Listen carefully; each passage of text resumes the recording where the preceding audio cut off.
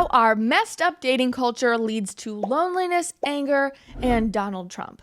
That's the headline for an article over at the New York Times that unintentionally blames feminism for the rise of Donald Trump. You're welcome. Hey everyone, welcome back to Underreported Stories, where I cover the news that CNN, MSNBC, and Fox News failed to report on or don't report on enough. An X account named BoneGPT put together a thread of the New York Times article, so it's much more entertaining than just reading this stupid-ass article all the way through. So the premise of this article is that women are pulling ahead in all aspects of life, from work to income, and they are finding it increasingly impossible to fulfill their, quote, Cinderella fantasy. And this is in part because of Joe Rogan and Elon Musk, who are representatives of, quote, bro culture that is on the ascent and is bringing along with it an army of disaffected young men. The author, Sarah Bernstein, asks, where did they come from? Many argue that a generation of men are resentful because they've fallen behind women in work and in school. She believes this shift would not have been so destabilizing were it not for the fact that our society still has one glass-slippered foot in the world of Cinderella. She then goes on to claim that our cultural narratives still reflect the Cinderella ideology that a woman's status can be elevated by marrying a more successful man. I don't understand what about that is Fantasyland. I think that's just called reality.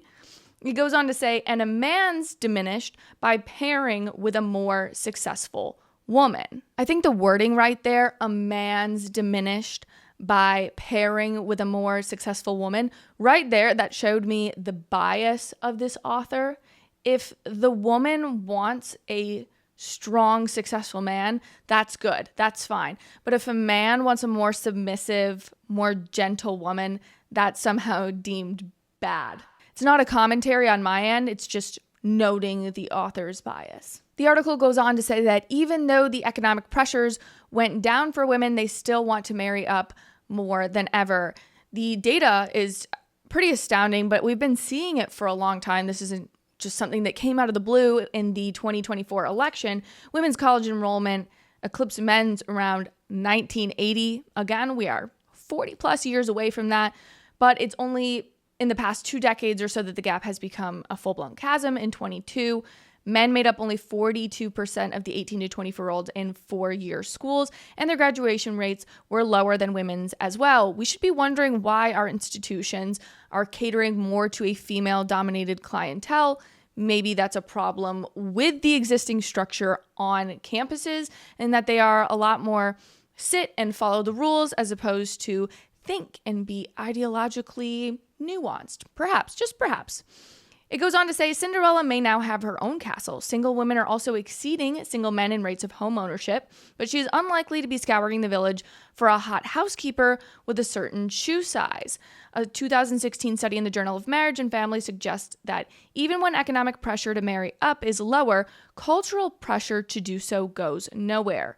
A recent paper from economists at the St. Louis Federal Reserve found that since the 1960s, when women's educational attainment and workforce participation first began to surge, so when women joined the workforce, Americans' preference for marrying someone equal or greater education and income has grown significantly. This is so important. So, since women started getting in the workforce, the perception of the jobs market started to change for them. Women who work in the corporate world then want a man on their equal yoke in the corporate world. Whereas before, when women weren't in the workforce as much, let's say a blue-collar job was viewed as above the job of a stay-at-home mom in terms of income. So when the tides shifted like they did, and now women are in the workforce, the type of acceptable job has shrunk because women had access, or now have access to the same jobs. And now they look down on jobs that they would never do themselves. Like, for instance, I would not be a plumber. But somehow it's now acceptable to look down at those jobs because we're girl bosses and we wouldn't do them. So why do we date a man that would? Of course, I find that ideology to be so stupid, given the fact that who else is going to do these jobs? Like, we're not going to import all of the illegal immigrants so that all of the men who don't even want to go to college and probably do want these jobs with their hands, these blue-collar jobs, they can then go to school, get a degree so that they can be better yoked to you instead of, it doesn't make any sense. It don't make any sense. Nothing makes sense anymore. Okay, so this nonsense article goes on to say that they analyzed 32 rom-coms in 2017 and realized that all of these rom-coms starred smart, ambitious women, and only 4 featured a woman with a higher status job than her male love interest. Because, what, are women so stupid we can't understand or like fathom anything outside of what a rom-com tells us? It's the dumbest thing. It also says straight men may not be taking their cues from old Sandra Bullock movies, but their preferred relationships also mirror the rom-com ideal. Yes, men also want to be in a relationship where they are the breadwinner, and it says why right underneath. It says a 2019 study by the economist Joanna Cedra found that husbands were happiest when their wives contributed 40% of the family's income.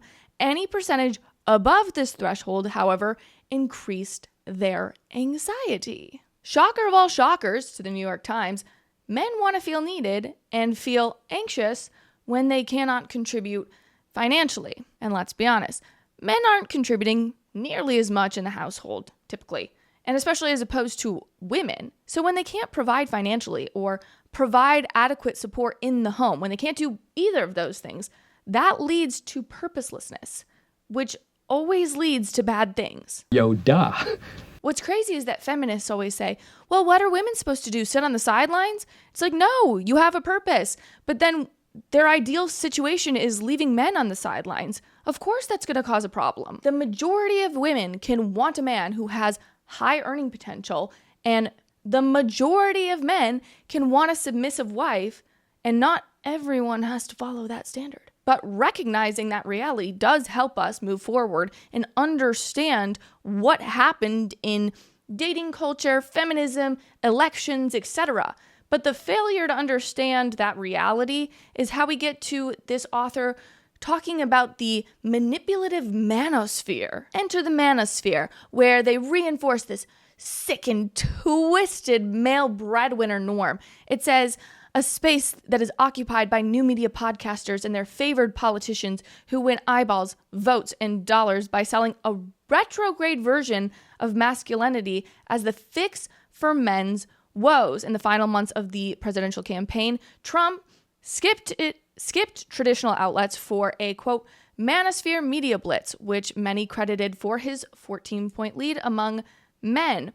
While so-called female gold diggers are an obsession of the manosphere, much of its content reinforces the male breadwinner norm, tying money to manliness and women's preference for providers to biology. You can only come to some sort of conclusion that this is evil and that online commentary about males being breadwinners and women having a preference for men who provide for them. You can only come to a conclusion that that's bad if you deny reality. Because the whole premise of the article is admitting that there's a crisis among men, that they need opportunities to be manly, they're failing in school, they don't feel like they can provide. And then also, if you take that away from this article, right, you also have women are increasingly anxious, we're increasingly depressed, and we're being told that the solution is just to girl boss closer to the sun. And then somehow, we're all sitting around wondering why there's a horrible dating crisis. I'm lost on how anyone is lost. But I guess when you just want to deny all the realities of the world, the best option is always just blame Donald Trump. The final bit of this insufferable article is that in order to break these destructive male breadwinner norms, we need to start having sex with broke loser men. We need to find these losers. We need to pay their bills and take care of them. That is what we need to do. We just need to nurture these people, these men, by showing them the power of feminism.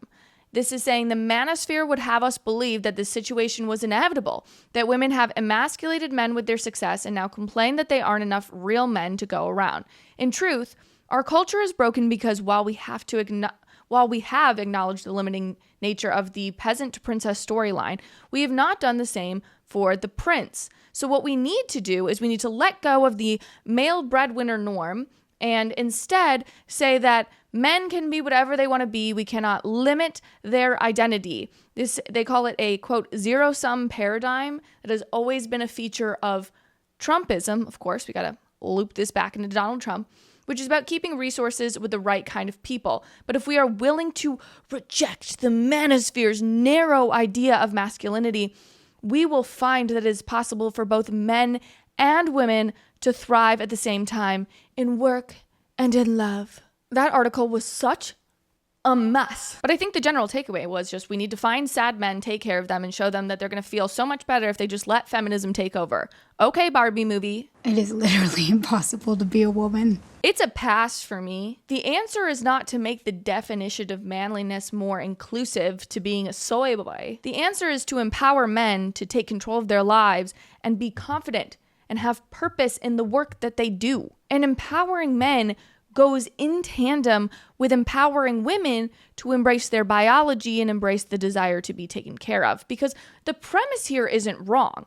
My friends and my family members who are dating out there, we take obvious note of the fact that the guys out there are not up to snuff with the girls. They're not on the same levels, okay? And I even see it. I go out to the bars and I'm like, those are ugly, poorly taken care of men next to very attractive girls. But I don't think the answer is to yell at the boys or coddle the boys or to tell the girls to dig deeper into their feminine bullshit. No, I think the momentum needs to start with getting men to man up. I think that's good.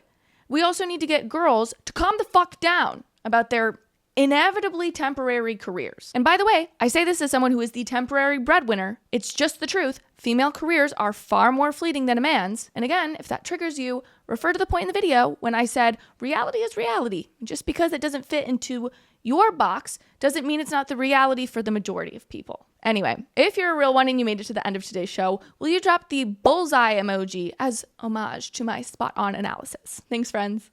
Thanks so much for watching. If you liked what you heard, please be sure to give this video a thumbs up and leave a comment about how beautiful, stunning, and funny I am. And if you want more content based in logic, be sure to click over here for more videos and clips of my show. If you have the means to financially support the show, consider purchasing from my merch line, Based Apparel, linked right below. I really appreciate it, and I'll see you back here next time. Bye, friends.